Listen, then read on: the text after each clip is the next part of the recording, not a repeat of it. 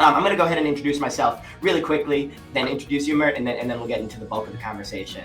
As mentioned earlier, I'm Aaron Samuels. I'm co-founder of Blavity Incorporated. Blavity is the largest Black media company in the world for millennials and Gen Z. We've been around for about 8 years, and we reach a little over 100 million people per month. Based in LA, and have had headquarters in Atlanta and San Francisco over the years, and really excited about chatting with you today. And so everybody knows Mert Iseri is an author and an entrepreneur from Istanbul, Turkey. He co-founded SwipeSense in 2011, a healthcare technology platform to eliminate medical errors in U.S. hospitals. And in his decade as CEO, SwipeSense raised over $24 million. I think that number is actually perhaps higher. When I was stalking you online, it looked like it was 27. But in your bio, it says $24 million. Implemented its solution in over 100 hospitals and health systems, and was ultimately acquired by SC Johnson. Prior to fighting infections in hospitals, he founded Design for America, a national network of student-led design studios. And after winning the National Design Award from the Cooper Hewitt Smithsonian Museum, DFA became part of the IBM Watson Foundation. He deeply cares about education and has been serving as the vice chair to the board at the Academy for Global Citizenship, a charter school in Chicago's South Side. So really excited to have you here, Mert. Really just want to kick it off and say, before talking about SwipeSense and kind of the journey here, can you just tell me a little bit more about what you do today at your role at Math Venture Partners? I'm an investor. My official title is an entrepreneur in residence, but we're a small fund. There's only 7 of us in here, so it's one of those things where it's really just one team. There's folks with a ton more experience than I do. That's Troy, Mark, and Dana, and those are the 3 managing directors. And then there's the rest of us citizens of Math. But the fund is the thesis is fairly straightforward. We're operators backing other operators that we like rolling up our sleeves with. That's one of the things that actually brought me to Math to begin with. Math was the fund that I pitched 3 times SwipeSense, and every time the answer was no. But there were such gracious no's. Every time it was never a no, it was a not now, and it was like a sort of a detailed, all right, well, here's what you should do in the next phase that would bring us closer. And I would always take that as sort of like a, great, those are my milestones for the next 12 to 18 months. Like, let's go. I want to get a yes from them. It's one of those things where I kind of pinch myself, where I say, like, is this really a job? I'm enjoying it so much. I get to spend time with founders all the time, whether it's new investments we're evaluating. My focus area is really health tech, ed tech, and Web3. But really, more than half of my time is spent with companies we've already invested in, and just rolling up our sleeves with them, whether it's fixing a financial model with them or having a deep strategic conversation about new markets that they're thinking about entering. So it's such a joy to be around entrepreneurship all the time, and it's sort of a breath of fresh air. I focused on my own startup for many, many years, and I sort of like didn't really care about anything else in the world other than just sort of like making that work. Sort of expanding into different industries, different founders. It's really, really a breath of fresh air, and I'm having a blast so far. I love that. So after leveraging them for free consulting over the course of time, you ultimately ended up joining the team. So that's fantastic. So let's talk about a little bit more about your entrepreneurial journey. So I find that most founders, they found their company not just to make a buck and not just to kind of build an empire, but really because there's a deep sense of personal passion and conviction for the problem that you're trying to solve in the world. So I was wondering if you could tell me a little bit about what led you to found SwipeSense. Where did that design need come from to create this organization? Absolutely. I totally agree with you that the great startups, the great founders are folks who set out to right a wrong, in the world. There's something deeper that not only gets them out of the bed in the morning, but it's really the fuel that brings folks to join the adventure. As we all know, folks who are starting companies, who've already started companies, it's going to be a pretty grueling journey. I mean, if you're really in it to buy yourself a boat, you do something else. Like this is a way that gets you to great wealth and opportunity down the road, but it's really painful journey, and you need to have something deeper than that desire to make money to sort of keep pushing you forward. And for me, it was really, growing up, obviously, I amongst many other people, I sort of was like, oh, I want to be a doctor when I grow up, like helping people. And I quickly realized, like, that wasn't my calling. I was, selling candy in the elementary school, like in the lunch breaks. Like I knew I was like entrepreneurship was going to be my path. And sort of when I did a project actually through Design for America, working with a hospital just blocks down from our university campus, I sort of became intimately familiar with this problem of, holy moly, I mean, there are people who really get harmed inside hospitals.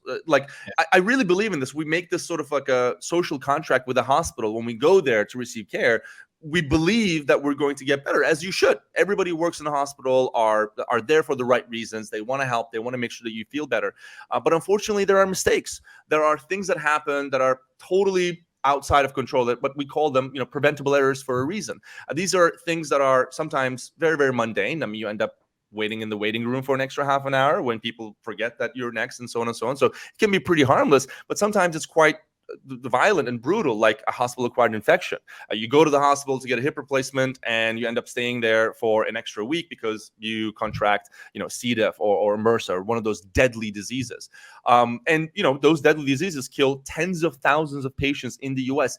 every single year to this day. So it's one of those things where, when I first, found out about this, I call these slap stats. Like, it's a stat that slaps you in the face. Like, every year, 70,000 plus patients die in the US because of hospital-acquired infection. And I really couldn't get my mind off of this. I tend to advise startups to sort of look for, imagine a future headline in a newspaper that you would be proud to be cited under, like Mert solves hospital-acquired infections. Like I imagined that. I dreamt that dream of man, it would be an incredible thing to build a startup that sort of made a dent in this universe of preventable medical errors. So that's what really got us started. That was the fueling force behind SwipeSense turning into a company. And of course, we started with hand hygiene and hospital-acquired infections, and over the years added many, many more applications to sort of broaden our impact as preventable medical errors. But it was one of those things where in my life, I was proud to wake up and show up every single day. Of course, there were difficult days where I laid in bed and I just kept screaming, I had many of those days as well. But I knew that when I looked in the mirror, I was proud of the person that I was looking at, because I knew what we did mattered. That's fantastic. That's fantastic. And so we started at the beginning of the journey, right? What led you to create this company? And I think that one of the interesting things that happens along the entrepreneurial journey is we start this company.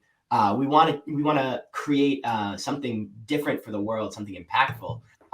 And then, 5 years in, we realize that we are now just running a company.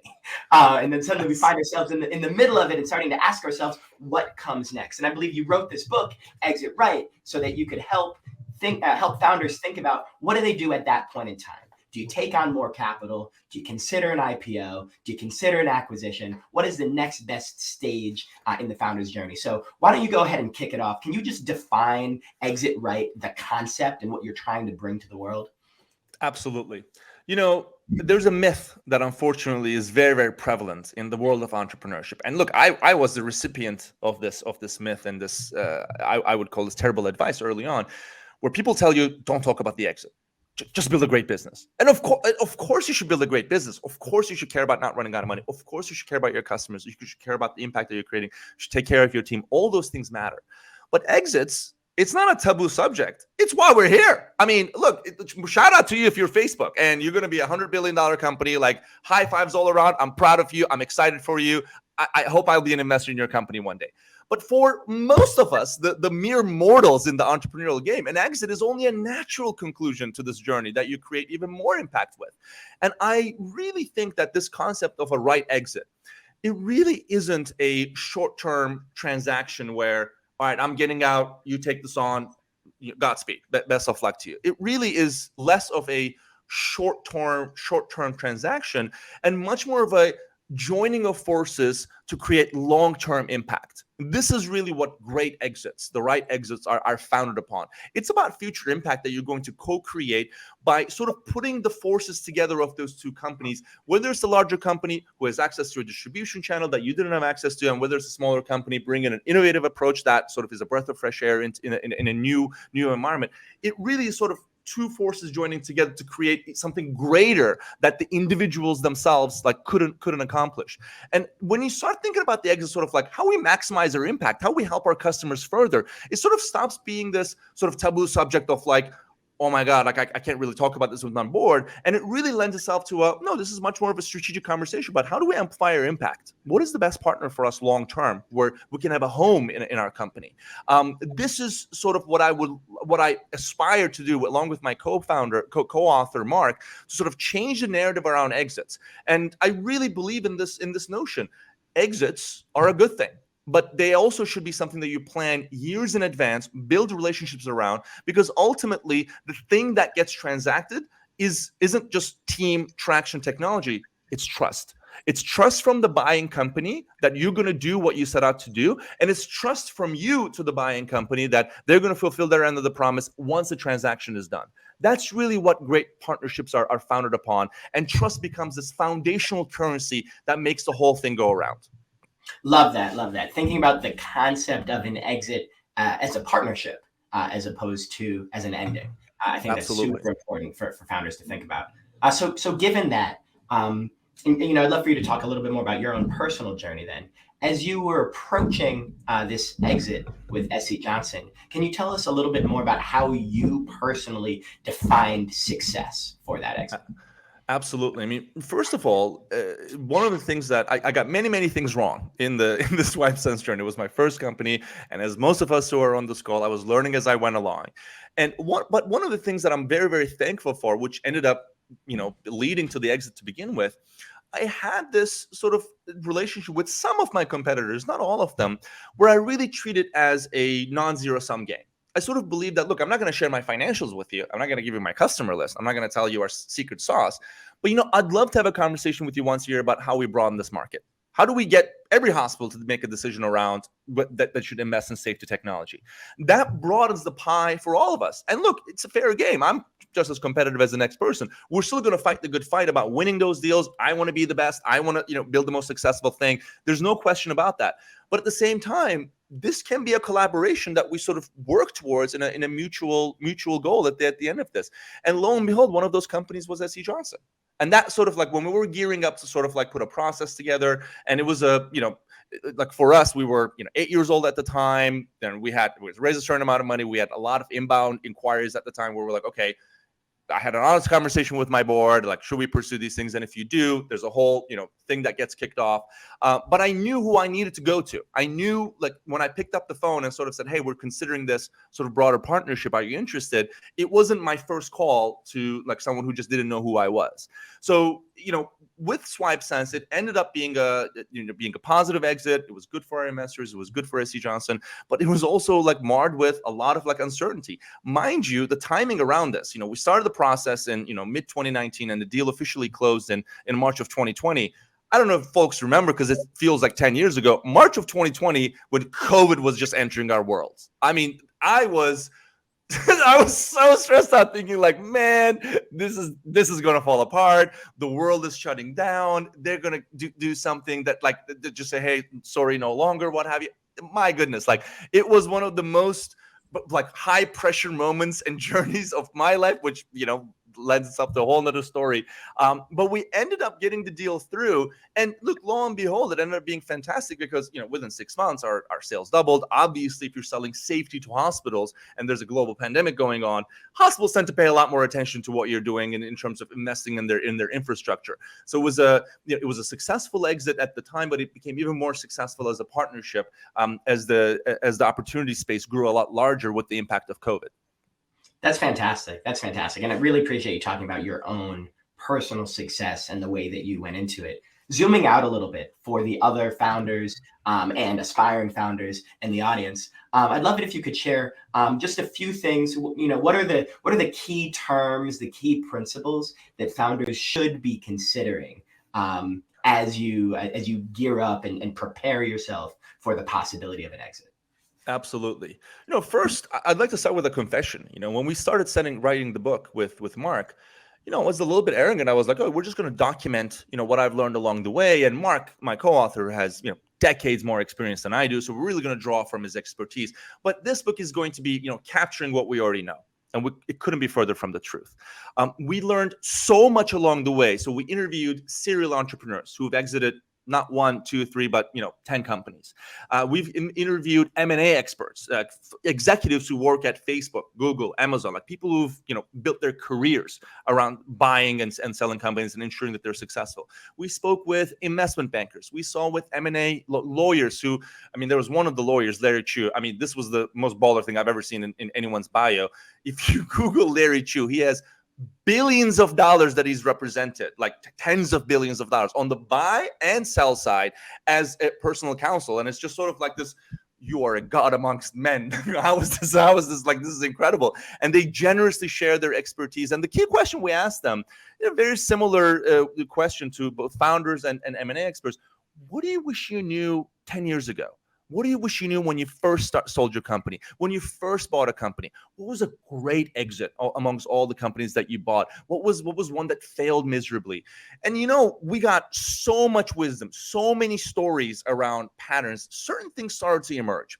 And the thing that we created as a result of all of those interviews was a framework called FAIR. And the question that it sets out to answer is, what makes a great exit? What makes a good partner?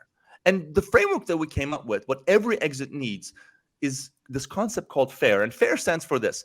F is for fit, cultural fit between those two companies. A is for alignment. Are you aligned internally with your co-founders, with your board? Is the acquiring company aligned internally with the CFO and the CEO and the head of product? But alignment, it's key. Are we looking at the same direction in here? I stands for integration. Is there a plan for how these two companies are going to come together and create more value for future customers, today, current and future? And only then, rationale. Can we explain to our grandmothers why this makes sense? It doesn't have to be complicated. It just should be we are buying this company because it does X, Y, and Z for us, and this is why. And sort of integration becomes a plan of how you realize that rationale. Fit, alignment, integration, and rationale. If you're missing any one of those 4 elements, it's likely not going to work out. You can have the greatest business rationale. If you hate the people that you work with because there's no cultural fit, you're going to leave in 6 months. It's just reality. If you have this amazing rationale, fantastic culture fit, everybody's looking in the same direction, but there's no plan to bring the products together, you're going to end up competing internally with the products that are already there. Or alignment, if you show up and sort of this is the direction we want to go to, and the acquiring company is well, no, this is what we want to build. There's going to be a ton of friction. So we really believe in founders and acquiring companies sort of follow this framework in finding those right opportunities for them. It's ultimately about creating more value for future customers. That's what the basis is. And, generating wealth, hopefully every founder has a fantastic exit and make a ton of money through it, but it's almost a byproduct. The wealth that's generated, it's as a sort of the side pot, if you will. The main impact is, what are we going to do better for our customers? That's what should drive the force forward in terms of, where you end up, sort of how you find the right partner, but also once the acquisition is done, where you go from there. What is the actual work that we're going to do that we're all excited to show up for? And it becomes sort of a much more how can I put this? It becomes much more of a non-zero sum game where you're thinking about how do I take, how do I give? It's much more about let's build some amazing stuff together, and that's where you reach the most impact. I think that's great. I think that makes a lot of sense. And thinking about it as a non-zero sum game is super important, especially as we think about going into negotiations. We should only be considering an exit if we believe that the combination is going to be more than the sum of its parts. And there's no question about it. Aaron, I'd love to add one more sort of caveat in here. One of the key questions that most people ask about is okay, well, this FAIR stuff is cool and all, but how do I increase the price? How do I make the most in the exit? And look, I'm a founder myself. Of course, you work with little to no salaries for many, many years. The exit should be a financially very, very successful thing. I don't want to get on a high horse in here and say, oh, it's all about the spiritual alignment. No, you make the paper too. There's no question about it. But here's how that comes into play. If you ask founders today, how much you think your company is worth if you were to sell it tomorrow? First of all, most founders don't have a clue. They've never even thought about this, what their price is, what the right number is. But even the ones that have thought about it will have an answer along the lines of, let's pick a number. We have $1 million in sales today. And in our market, companies go for 5 to 8 times revenue. So we are worth, $8 million. It's our revenue, some measure of traction multiplied by some number that's sort of the market was willing to pay for, equal price. That's an answer, but it's an incomplete answer. The great answer takes the rationale into account and says something along the lines of, well, our product improves checkout rates. And there's actually this like really cool company that does, $7 billion in transaction every year. And their checkout rate is, 30%. We're going to improve that number by 2%. Therefore, 7 billion times 2%, we are worth what we can do for the acquiring company. It's not about what you're doing today as a company. It's what we're going to do together down the road in the future with the acquiring company. It's almost like this Jedi mind trick where you're using the performance of the acquiring company to maximize the price that you have today. It ultimately becomes an exercise in empathy. So if you have, cultural fit, a plan of integrating, alignment amongst your peers, and a rationale that you can defend, you can use that to say, well, we're worth $200 million. Look at what we're going to do for you. And oh, by the way, you're stealing it for a $200 million. We should be charging you more. Look at that thing. It has nothing to do with your revenue today. It's all about the impact that you can create together. So I know it feels sort of like ethereal up front to think about these concepts, but if the other side trusts you to share, hey, we have this major problem around checkout rates, like, can you help us with that? It almost becomes like they're negotiating the price for you. Like, again, you're not sort of saying, hey, give me more. I will walk if you don't give me this price, whatever. It's not a fight. It's sort of like hey, let's build this cool thing together. And oh, by the way, like, look at how much value we're creating for you. Like, we should be at least worth that, if not more, because we're going to be doing it for many, many years down the road. So I want to sort of ground this conversation. The book and the stories we created are very, very practical. Like, it shows you sort of like how to do this. And unfortunately today, without resources like this one, you learn as you go along. And, it's a pretty expensive lesson to learn. Like with fundraising, you learn as you go along as well. But you have hundreds of VC conversations in every round. It's okay to bomb a few of them. Exits, it's 1, 2, maybe 3 companies that are interested in you. It's not a lot of wiggle room in terms of making mistakes. So we wrote it in that spirit of like, let's make this practical for our founders in terms of maximizing the value, not just for what they're going to put in their pocket, but for the greater ecosystem. I love that. Acquiring companies aren't just buying you for your revenue times multiple. They're buying you for the total value that not only have you created, but that you could create if you integrated with them. And I think that that's super, super critical for founders to consider. I want to pivot so that we can get one more question in before we open it up to the audience. So audience, make sure that you start getting your questions ready. But I guess the last thing that I wanted to touch on is, it kind of harkens back to what we talked about at the beginning of the conversation. Founding a company is an emotional process. You have a passion, you have a problem that you want to solve for the world. Absolutely. And then over the course of what on average is between a 7 to 12 year period of time, you hire people, you build customer relationships, and you create a brand in the world. And when you are faced with then the prospect of letting that go, or letting go full control, so to speak, maybe not letting all of it go, but kind of moving into another entity where there's different control stake, where you have to worry about your employees and kind of how they're going to live their lives, where you have to worry about your customer base and how they're going to be served. It can be an emotional roller coaster as you're considering selling. And I was wondering if you could touch a little bit more on the emotional aspects of this journey. Absolutely. I mean, let's start from the negative stuff, because there's a lot of positives that I want to touch on. Like, I don't want this to be, this is a horrible thing. It's a great thing, but let's leave the positive stuff to the end. Let's talk about some of the real emotions. I mean, first of all, let's be real.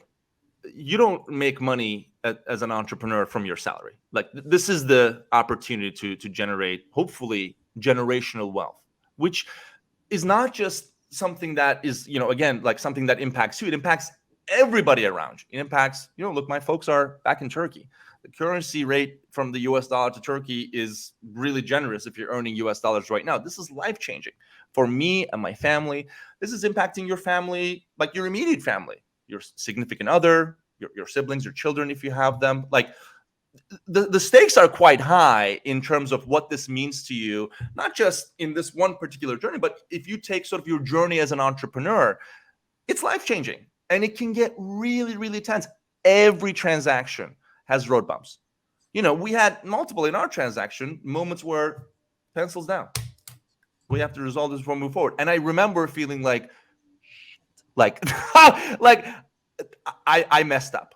Like, and it's on me. I'm the CEO here. Like, I can't point to someone else and say, well, the market, no, it's you. Like it's a tremendous sort of weight that you carry with yourself. And it can get really, really grueling, especially when you get the bad news, and again, bad news are inevitable in every transaction. One of the things that really helped for me, and for me, this person was Mark, was to have what we call a brain trust. Someone who is not necessarily an investor in the company, someone who's also not, your mom. Like your mom's going to be supportive and loving to you in every scenario. But let's be real. They're not going to be sort of like intimately involved with your cash flow and your EBITDA and like your runway, what have you. Like you want to have someone who's like sort of like in the know in the entrepreneurial journey, who can be in the other end of the phone whenever you need them. Because sometimes you need this pressure valve release. Like think of this like a pressure cooker, like you're steaming, like things are happening, like you hear something, maybe it's not the best news, that there's something to be overcome. You want to have who's on the other end of the phone, who's this voice of sanity, who basically is like, hey, take a deep breath. Let's lay things out. What is in your control? What's not in your control? Let's focus on the things that are in our control and leave it to faith that the things that are not in our control are going to resolve in the best way that we possibly can. But we're not going to spend brain power on that. Like we're not going to stop the global pandemic from happening. It's not, it shouldn't enter in your worry circle. What it should is, hey, we want to get a high threshold of signatures from all our investors, and 2 of our investors are not being responsive. Okay, let's brainstorm ways in which we can get to our investors to sign these damn documents. Like that's something that's practical, but it really grounds the conversation in things that you can do versus things that you can worry about. And boy, there are infinite things to worry about, especially in the heat of the transaction. And by the way, another myth that I want to dispel here is sometimes, like I imagine it this way, like you're working in your startup, your phone rings, oh my God, it's Jeff Bezos. And Jeff Bezos goes, Mert, I want to buy your company for this much money. Send the documents. Thanks, Jeff. Hang up. This isn't reality. It's the actual process is like weeks of negotiation. The term sheet is like 10 pages. The closing docs are like 100 pages. There's so much legal back and forth. At some point, you find yourself, what the hell is a rep and warranty? And why should I give a shit about it? Like, there's so much stuff that like it just happens to you that you have to like learn as you go. So get ready for a longer journey. It's not, your company is not going to be acquired overnight. It's going to take weeks, if not months. And that's why sort of having that sort of like trust basis is really, really important. But one of the things that I also want to touch on here is that you definitely get to feel, now that I recognize, as grief. Grief in terms of the journey that you cared so much about is now ending. And it's a good ending nonetheless, but it's grief. You're letting something go. There are people, who are part of your team. They might decide to move on to different things. My co-founders and I left together, but after a year and a half, I remember like saying goodbye to them and sort of feeling like, well, we still like check in weekly, but like we're not sharing this adventure anymore. And it just sort of felt like it felt like, oh my God, we're breaking up, guys. Let's not break up. I love you all. Like you feel this like immense sense of gratitude for everyone who sort of shouldered the journey with you. And it can get quite difficult to sort of like leave that behind. One thing that I thought was going to be a big deal and that totally wasn't for us was this idea that, I'm not going to be able to make decisions anymore. Like there's going to be sort of this like greater sort of like organization that makes decisions on my behalf. And that is actually all about, if you got integration and alignment right, you do have autonomy. Like ultimately you have objectives just like you would in your company, but instead of a board being comprised of investors, you have a board comprised of, the broader company initiatives.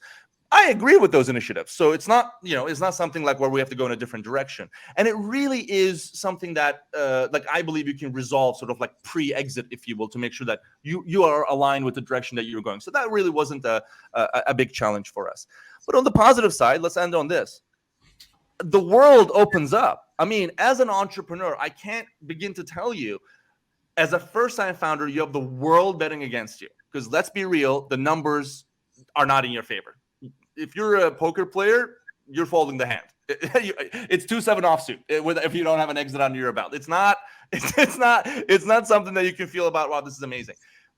With an exit under your belt, and you will feel this as well. You know so much. It's almost like you've gotten a PhD in a subject about how to build companies the hard way. And you have that in your pocket forever and ever and ever and ever. So the next time you talk to a venture fund and you share your story about like, well, this has been my journey. This is how I got here. This is the opportunity I'm excited about. That second time founder energy is profoundly deeper because you have learned the hard way. You've learned over years, pain, sweat, and tears of what is to do and what, more importantly, what is not to do. And that is way more valuable than any amount of money that you can make as an exit. So to have that, in this long journey called entrepreneurship, that you now have something that you can point to that no one can ever take away from it, regardless of the industry and the customers and the outcome that you led to. This is incredible. And again, I'm sure most of us who are in the audience, this isn't your first company. If you're already thinking about starting one, hopefully this isn't your first one. This is a lifelong journey that you get better and better and better and better. Doesn't matter if you're Elon Musk or Mark Zuckerberg or Jeff Bezos. Everybody is getting better, and everybody is treating this as something to master and perform and get better over time. And that's something that I truly believe in my heart of hearts. And exit is sort of this foundational, hey, congrats on the graduation. Hang this on your wall. Let's go get the master's degree now. Let's go get the PhD now. That's the kind of like energy that you really find yourself with. And you have so much more opportunities in terms of people taking your call, people joining you as co-founders, people joining you as investors. It really becomes an amazing, amazing thing that I just can't describe to you. It's sort of like, again, now I see on the other side of this, like I couldn't really fathom this because it's so much about you and your company beforehand. But once you sort of like find yourself sort of free and you find yourself staring at a blank canvas, there's so much color and possibility and excitement. I really, really, really want every founder who's on this call to have an exit under their belt, especially with their company. And hopefully it's a fantastically successful one at that as well. I love it. I love it. Let's get everybody to that second time founder energy on this call. Really, really appreciate it. Looking at an exit as a beginning, really, as an opening for absolutely. I'm gonna go ahead and ask a few questions from the chat. So feel free to drop more questions in the comments, and I'm gonna be cherry picking them. So the first question that I want to ask you is when in your journey should you determine if an exit is your goal? Where along the path? How do you know? How do you identify the right partners, etc.? When should we start asking these questions in our startup journey? So there's two answers to this question. One is when you should start thinking, and when is the right time. And those can be years in between, essentially. I'm a believer that the second you take an investor's money is when you should start thinking about an exit.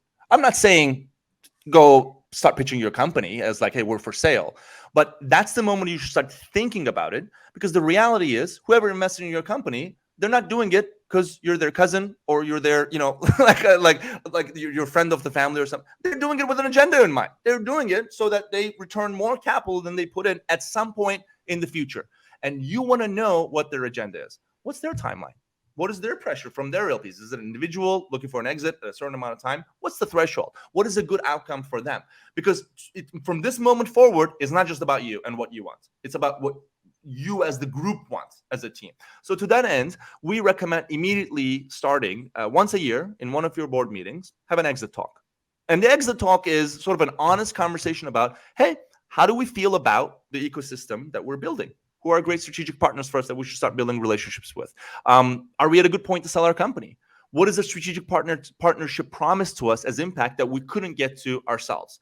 And if it's better for us to, for instance, build our own sales team or invest in new technology, are we well capitalized to do that? And if that's a strategic decision, by the way, team around the table in the board, you're all investing, right? Because I don't want to find myself where you set me up for failure. Like you give me objectives that I should do on my own that you're not going to back yourself. It's an honest conversation. It doesn't have a prescribed outcome of like, okay, now is the time to sell the company. It's sort of a reality check on where are we at as founders? Are you motivated to keep going? Where are we at as investors? Are we motivated to keep investing in this company? Are we looking in the same direction?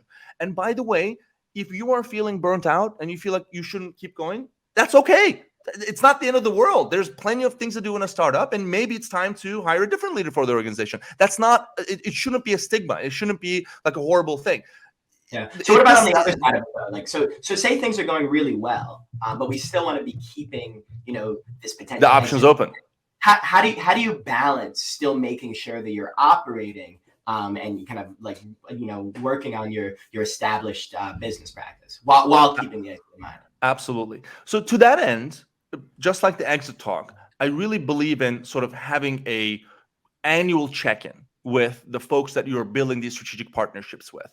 And to me, let's say a co-sale agreement, or you're going to sell your product through someone else's channel. those are sort of like mini experiments, mini prototypes. You should treat them as such, as sort of like, hey, let's do a co-sale together to a mutual client and see if we can deliver value together, and then see if we can imagine what would that look like if we did that with all of our customers. Let's say you have a technology partnership. I mean, in our case, we were selling to hospitals. There's plenty of companies that also sell to hospitals. In our case, it was very, very natural. We, for instance, experimented with, if we put in our hand hygiene compliance solution, what does that do to the soap and sanitizer sales? It's an interesting question. I'd like to know the answer to that. If we increase hand hygiene compliance, chances are we're going to sell a lot more soap and sanitizer. If you understand that in sort of like one customer, it's a whole lot easier to sort of like multiply that by, okay, well, there are 5,000 hospitals in the US, and can we do that without every hospital together? And that becomes sort of the basis that's based in reality and data. So again, having that annual check-in about like, what are your priorities? What are we striving towards? One thing that I encourage founders who sort of have this established sort of what we call ecosystem of buyers is, you should read their annual reports as public companies, if they are public, obviously. But what are their priorities? All this stuff is public. You can just read about the CEO report and say, here's where we're going to be in 5 years. Let's see if you can fit into that narrative. Again, this is all about you understanding your acquirers better than they understand themselves, and sort of having sort of a acquiring company-based answer to the question that you're building towards. Now, this doesn't mean that you take your eyes off the prize and of building a great company. My goodness, it's so much easier to buy a company that has great traction, that has fantastic protectable technology, a team that's committed, not just today, but tomorrow. So build those things. Like 99% of your energy should go towards those. But for some reason, for example, we think it's okay for a CEO to spend, 3 months, 6 months fundraising once every 18 months. But we think it's taboo that they should never spend any second thinking about the exit. All we're saying is that there's probably a healthy medium in between as you're focusing on growing your company. And Understood. to add a cap on this, when is the right time? We encourage founders to look for these moments where it's not like things are going bad, but you know that for you to get to the next phase, you're going to need more resources. It's sort of like you're at a place where you know there are challenges ahead. Maybe you need to build a direct sales team. Maybe you need to invest in new products. Or you go into a new market, what have you. It's going to take resources. Now, a lot of the times you just raise more money. Maybe increase your sales, get your customers to fund it. You find new investors that are at different stages. If you're Series A, you can find Series B investors. But those are also good moments to ask yourself, I wonder if that resource could be given to us, not as a form of investment, but as a form of, now you're part of this broader company and you have access to their resources. These are kind of like the moments that we call local maximums. It's not like things are bombing, oh my God, things are horrible. Things are going well, but we know there are challenges ahead. And I wonder if there are partners for us that could help us overcome those challenges together, where 1 + 1 = 5. These are the moments that I sort of say, take an even closer look than what you have been doing to see if this is the right moment for you. That makes a lot of sense. I like the concept of a local maximum. I can see it visually as you describe it. Last question, two questions. One from the chat, and then one quick one from me, and then we'll pass it back over to Hope. I'm looking at changing dynamics over the past 20 years, and we're seeing more millennial and now Gen Z founders getting to an exit. I'm wondering if you're seeing a change in how companies are exiting based on new emerging trends, and if you could help as we project forward, say, how are the dynamics of exiting a company shifting as we move forward in time?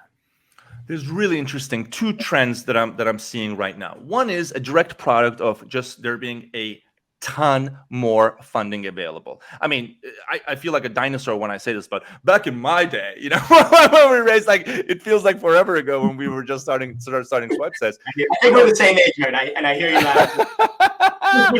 But like a decade ago, there was a whole lot less VC funding, and just like how a decade ago there was a whole lot less VC funding then as well. I mean, this is just one of those things where the asset class venture, it's still tiny compared to, say, real estate investing or many other ways in which money gets invested around. Like, I think commodities is like 1,000,000 times bigger than VC. Like even today, like people sell a lot more like wheat and iron and things like this.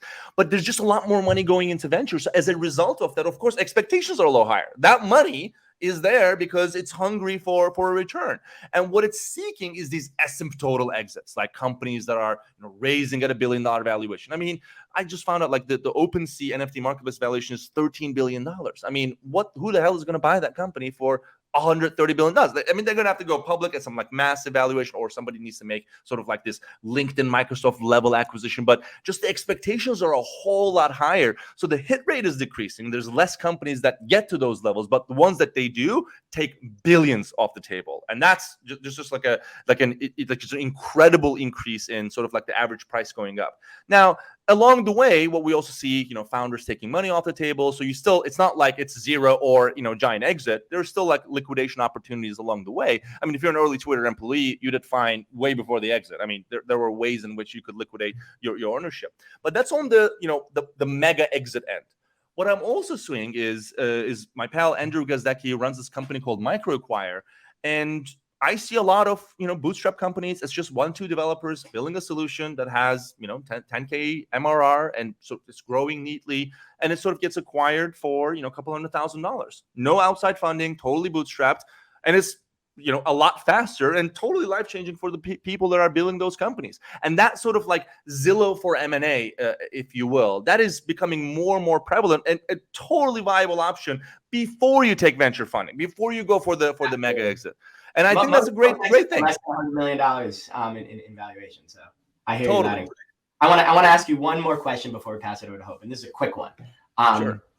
I would like you to help tell the audience in one word, what is the most important thing to keep in mind when considering exiting your company? Empathy. Empathy towards the acquirer, what they want to do. Empathy towards your team. That this is the most sacred bond in all of this. You can't fuck over your team, period. Just imagine asking yourself, like, would these folks want to work for my next company? Like, you have to keep that sacred bond and alive, and treat people like how you would be treated yourself. Empathy towards your investors. Things get bumpy along the way. Are you communicating clearly? Are you empathizing that they have certain expectations, but there's certain things that are outside of your control? Are you like keeping open lines of communication? Empathy towards your co-founders. The people want to leave after the exit. It's okay. Let's be real with each other. Like, rather than pretending, oh, we're in this for maybe you want to leave the day you put the money in the bank. That's totally cool. Again, let's be honest with each other. Let's be real with each other. And empathy towards your own like tender soul in all of this. Like, it's not an easy journey. You're concluding an adventure that took a lot out of you. You're not the same person that walked into the eye of the storm. You're coming out of the storm now. You're a lot better. You're a lot bigger. You're a lot more mature. And you need to be sort of like gentle and kind with yourself as you're sort of like taking all of this in. But empathy, great things are built on empathy. And as a subset of empathy, trust that you build towards long-term relationships with all the folks that are involved in this process. Mert, thank you so much for sharing these insights with the community. Really appreciate having you here today. If you're in the chat, drop a 1 in the chat if you enjoyed what Mert had to share with us today. And I'm going to pass it back over to you, Hope.